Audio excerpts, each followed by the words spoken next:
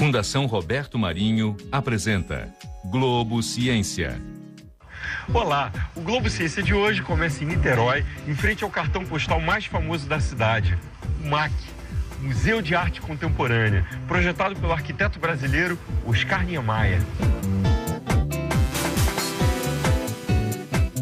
Niemeyer conhece muito bem a geometria e sabe usá-la com grande ousadia em seus projetos.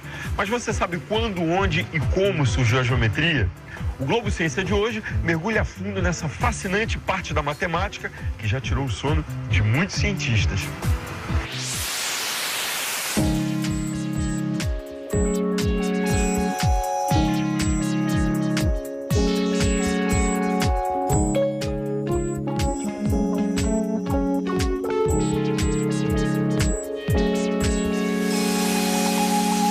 Você sabe o que é geometria? É a parte da matemática que estuda o espaço e as figuras que podem ocupá-lo. Se a gente olhar ao nosso redor na natureza, a gente vai ver várias figuras geométricas. Triângulos, quadrados, retângulos, espirais, círculos e várias outras formas. Faça um teste. Olhe ao seu redor e veja quantas formas você consegue identificar.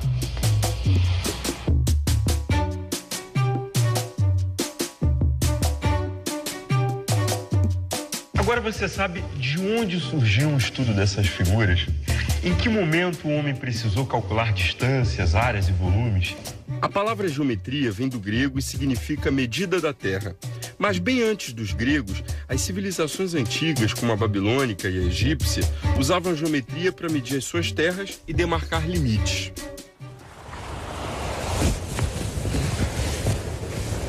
Com a ajuda de cordas esticadas, eles determinavam áreas de terrenos em formas de triângulos ou retângulos.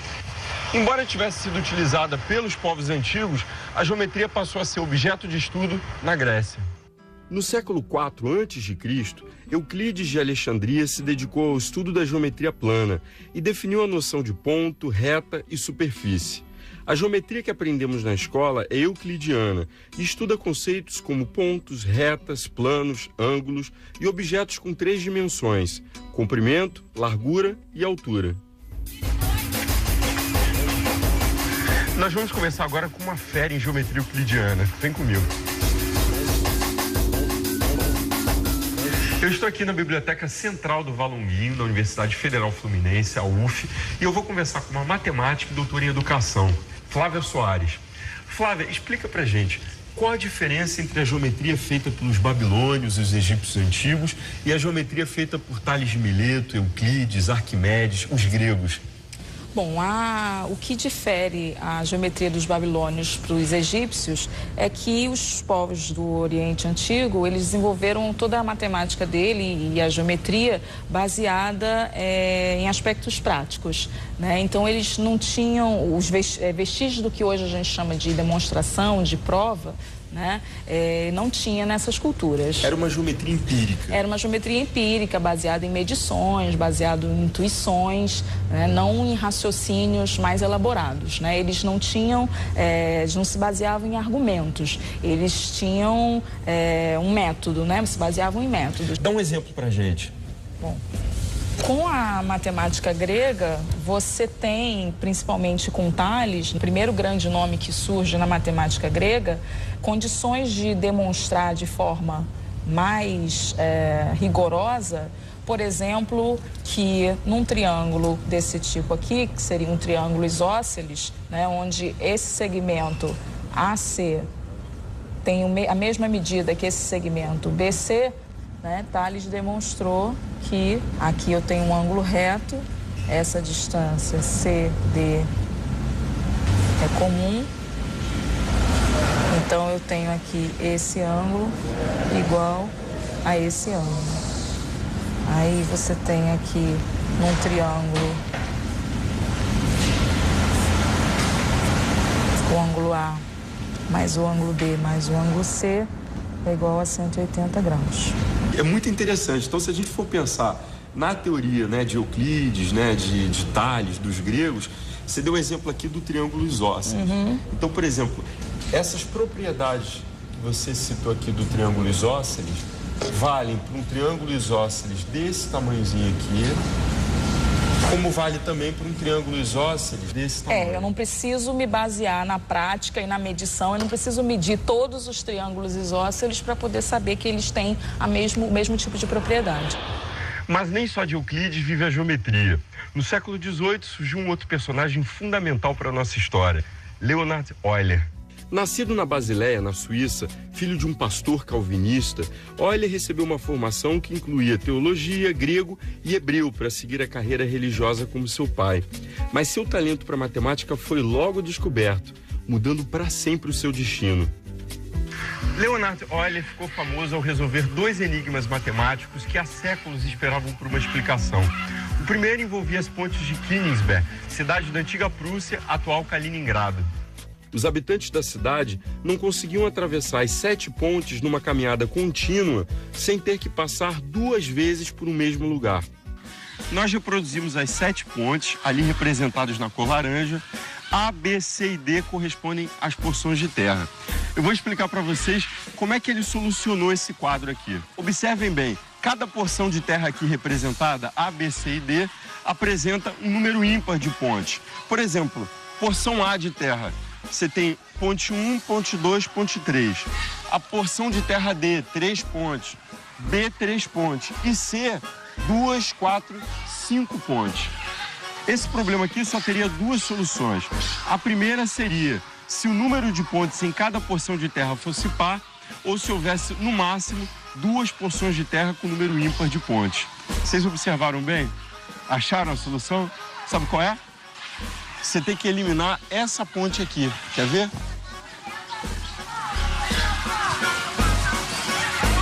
Cruzei, ó. Cruzei de novo. Cheguei, sem passar 2 vezes pelo mesmo ponto. Viram? O segundo enigma de Euler está relacionado aos poliedros. Alguém aqui sabe o que é um poliedro? Não. Vamos definir, então? Poliedros, gente, são figuras geométricas formadas por 3 elementos básicos: arestas, vértices e faces, como os cubos, os tetraedros, os octaedros, entre outros. Faremos aqui uma experiência bem simples: construir poliedros com varetas. Para isso, a gente vai contar com a ajuda de estudantes da Rede Municipal de Educação do Rio de Janeiro, sob a orientação do professor Sérgio Luiz Martins. O que vocês propõem? Bom, esse grupo fará o tetraedro regular, que é uma pirâmide formada por 4 triângulos regulares. E o outro grupo, um octaedro regular, que é formado por 8 triângulos regulares. Mãos à massa? Mãos à massa. Bora. Tetraedro. Então, fez-se um triângulo.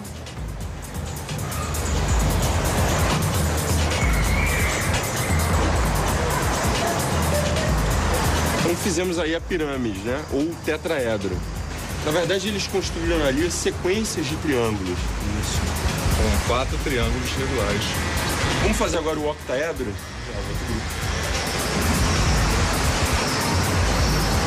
Ali já é diferente, a base é um quadrado. A base é um quadrado. Eles vão formar uma pirâmide sobre esse quadrado. Fizeram a pirâmide. Agora eles repetem o mesmo procedimento para a parte de baixo. Outra pirâmide na parte de baixo. Na verdade, são 2 pirâmides invertidas.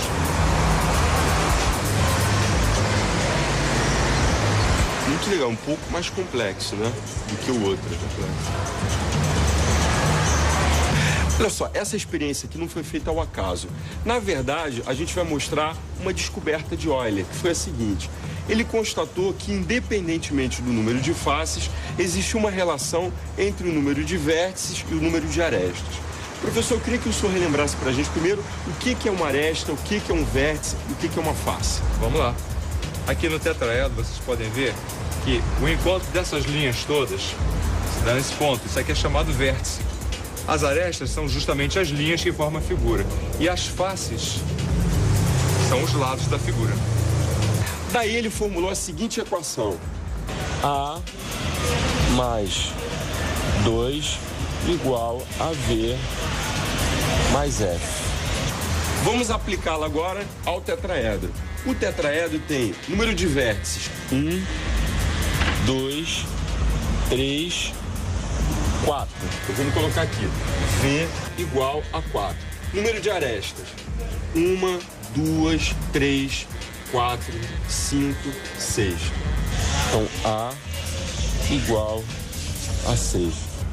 Número de faces, quero contar com a ajuda de vocês, vamos lá.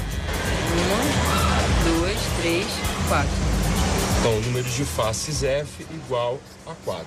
Se a gente aplicar na equação, então a gente vai ter A 6 mais 2 igual número de vértices 4 mais o número de faces 4.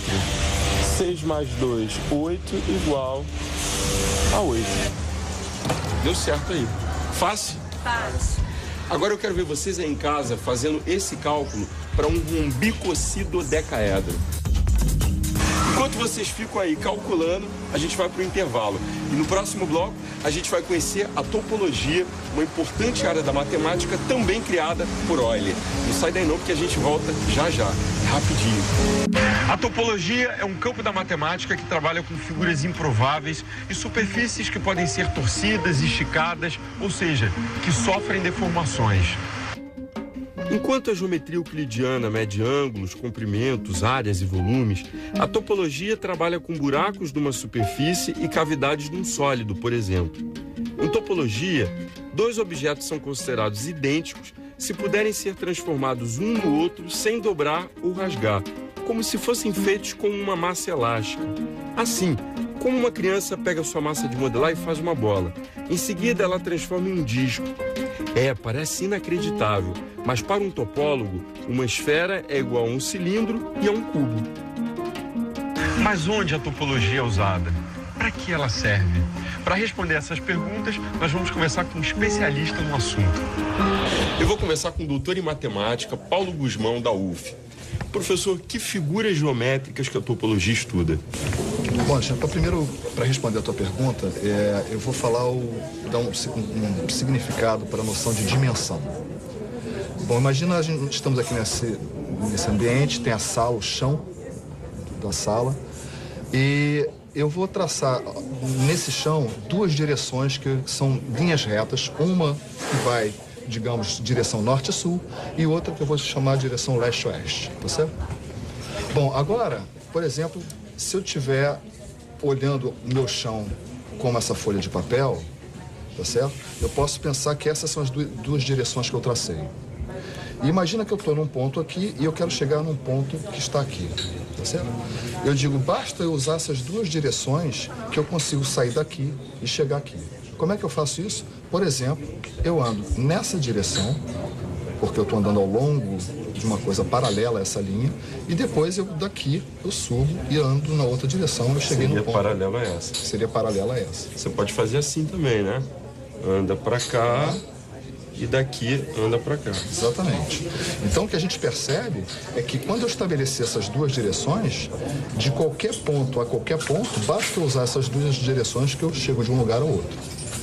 Quando a gente tem esse tipo de propriedade, a gente diz que o espaço tem dimensão 2, porque precisa de duas direções para percorrer a distância, o caminho entre qualquer dois pontos.